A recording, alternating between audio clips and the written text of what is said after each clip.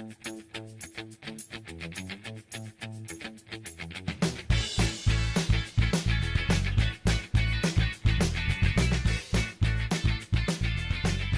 guys, how are you? Here is the camera on top of the ingredients we're going to use today to make our straccetti.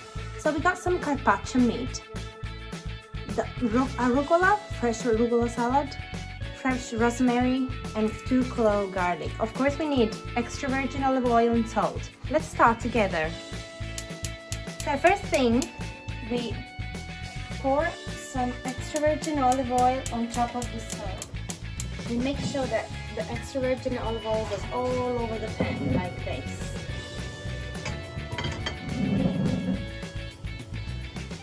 While the oil is getting to a nice temperature, we want to crush the garlic like this with a knife on top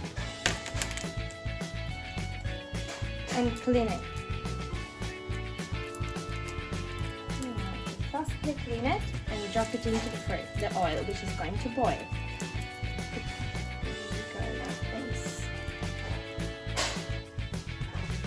Same things we do with the rosemary. We just fill some and then we leave the all little piece in the oil. We want to have the oil very hot when we are going to put the meat in. We have to make sure it's nice and hot.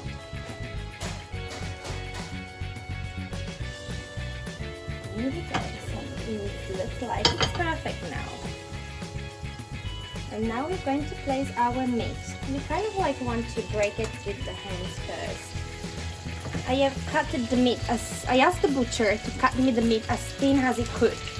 As for making like a fresh carpaccio, so it's very thin.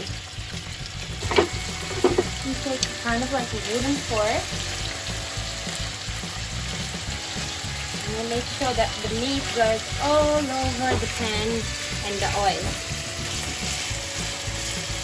We sprinkle some salt.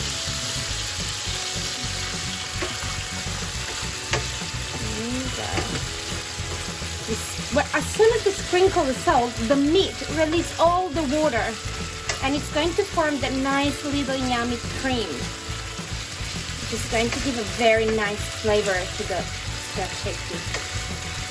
Like literally, this is like a 5-minute recipe, especially if you have the meat already cut from the butcher. So at this stage, if we would have some leftover wine, you can definitely dash in a splash of white or red wine.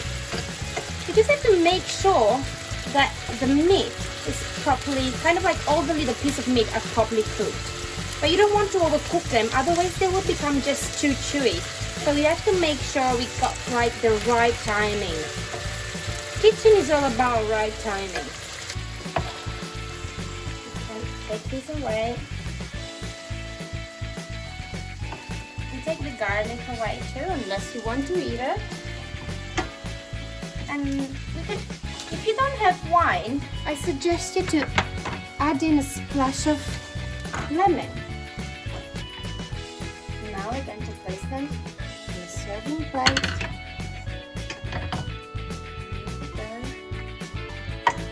Like, this is a very generous amount. You can even do half of the meat I've cooked. And last but not least, remember always, this is the best part. No. And some nice fresh arugula on top.